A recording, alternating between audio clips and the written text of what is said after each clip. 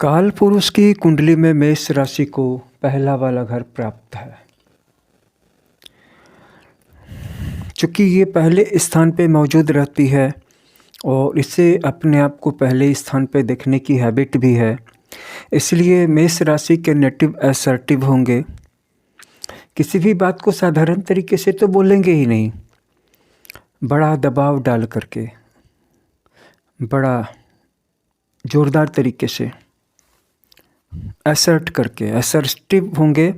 Assertion उनकी chief quality होगी, उसको एम्फैटिक बनाएंगे।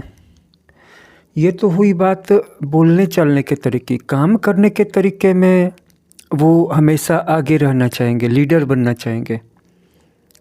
और काम करने का तरीका भी एक ही जैसा नहीं रहेगा, कुछ नई चीज़ सीखने की कोशिश करेंगे, जिसके कारण कि वो अपने आप को एक डायनामिक लीडर के रूप में स्थापित भी कर पाएंगे।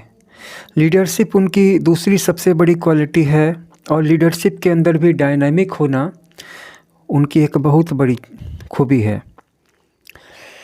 ये तो बात थी लीडरशिप में। अब बिहेवियर पैटर्न की बात करें तो उसमें वो एग्रेसिव मिलेंगे आपको। इसलिए चाहे वो रिलेशनशिप की बात हो, फैमिली या फिर वर्क प्लेस, हर जगह उनको एक एग्रेसिव मूड में, एग्रेसिव नोशन के साथ नोट किया जा सकता है। कोई भी काम हो उसमें वो पायोनियरिंग भूमिका में रहेंगे। अर्थात आप देखेंगे कि प्रायः कोई बड़ा काम हो रहा है, बड़े सुधार की शुरुआत हो रही है, तो देखेंगे कि उसका अगुआ कौन है? मेष राशि का ही कोई नेटिव है और वो अपने विचारों और कार्यों को लेकर के बहुत ज़्यादा कॉन्फिडेंट दिखेंगे, क्योंकि वो रिस्क टेकर भी हैं। जहाँ बहुत सारी दूसरी राशियाँ कैलकुलेटेड वे में चलेंगी और रिस्क लेने से डरेंगी, परहेज करेंगी, मेष राशि के नेटिव रिस्क टेकर्स होते हैं और इतना सब कुछ होने के बावजूद भी इम्पेशेंट हो जाते हैं, क्योंकि उनको रिजल्ट जल्दी चाहिए होता है। एनर्जेटिक होते हैं। कभी भी आपको ऐसा नहीं लगेगा कि मेष राशि का कोई व्यक्ति आज बहुत डाउन है या उसके स्माइल में कोई कमी है या उसकी आंखों की चमक में कोई कमी है। बिल्कुल एनर्जेटिक वे में अपने आप को ऑलवेज रिप्रेजेंट करेंगे और रिप्रेजेंट करना भी नहीं पड़ेगा। एक तरह से मेष राशि के नेटिव एनर्जेटिक रहते ही रहते हैं, हर समय एनर्जी से भरे ही भरे रहते हैं, तो उनको कुछ दिखावा अलग से नहीं करना पड़ता है कि मैं बहुत एनर्जेटिक हूँ। इसके अलावा धनु राशि वाले जातकों की तरह ये एडवेंचरस भी होते हैं। ध्यान दीजिएगा, धनु भी इसी त्रिकोण में है। इसके बाद हम बात कर लें कि ये डेयर डेविल होते हैं, मतलब जहाँ पे जाने से बड़े बड़े सूरमा सोचेंगे, पहले घबराएंगे और डरेंगे, वो वहाँ पे आसानी से चले जाएंगे, उस काम को आसानी से कर देंगे, लेकिन ये अपने लक्ष्य को प्राप्त करने के लिए सेल्फिश होने की सीमा तक भी जा सकते हैं और एक्शन ओरिएंटेड रहते हैं। शायद ही कोई ऐसी चीज़ हो जिसका बहाना लेकर के ये अपने आप को एक्टिव होने से रोक सकें। जैसे मीन राशि के जातक वेट करेंगे कि थोड़ी सी जीवन में शांति आ जाए या थोड़ी सी क्लैरिटी आ जाए। इसके ठीक विपरीत ये जहाँ पर भी हैं, जो कुछ भी उनके पास है और जिस भी जगह पर हैं, वहीं से ये एक्टिव हो जाएंगे। मतलब ये एक्शन ओरिएंटेड होते हैं। अब बात कर लें मेष राशि की कुछ और खूबियों की, तो कॉन्फिडेंट लीडरशिप होती है इनमें।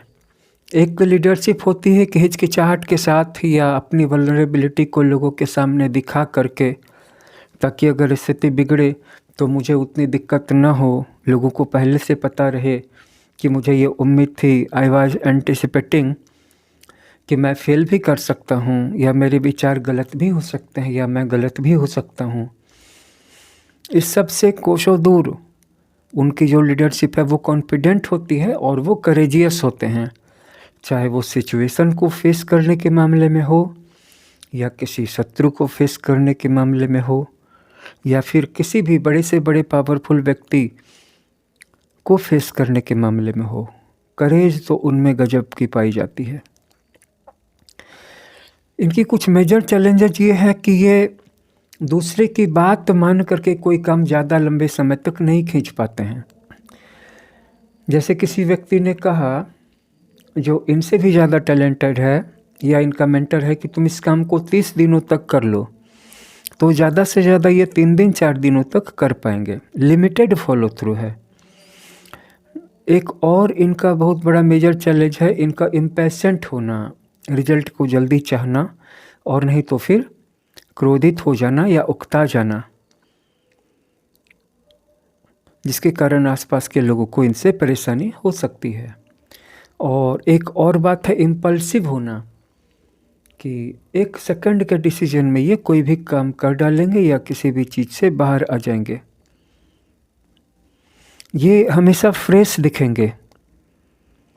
जैसे ज़िंदगी को भी देख लीजिए, दुनिया को भी देख लीजिए, पृथ्वी को भी देख लीजिए, यहाँ पे सीजन बदलते रहते हैं और ये सारा जो परिवर्तन आकार लेता है यह प्रकृति की फ्रेशनेस को दर्शाता है।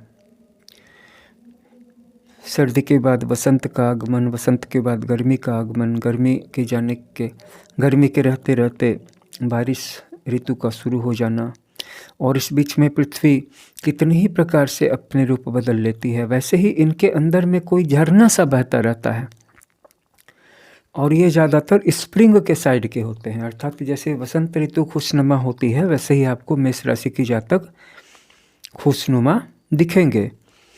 और ये चार्मिंग भी होते हैं और इनविगोरेटिंग भी होते हैं। चार्मिंग इस तरह से होते हैं कि ये किसी को भी अपनी तरफ आकर्षित कर सकते हैं, और इनविगोरेटिंग इस सेंस में होते हैं कि किसी भी रिलेशनशिप में या किसी भी कार्य में जान डाल सकते हैं, जान फूंक सकते हैं। उनका मोटो होता है मैं इसे कर सकता हूँ। ये कभी कहते ही नहीं है कि आई कांट। और साथ ही साथ ये चीज़ भी है कि इनका एडवेंचरसम होना, इनका रिस्क टेकिंग होना, भले ही इनमें कुछ इम्पल्सिव क्वालिटीज होती हैं, इनके साथ जो लोग भी रहेंगे इनके लिए एक अच्छे ब्राइट और प्रॉमिसिंग फ्यूचर को सुनिश्चित करता है।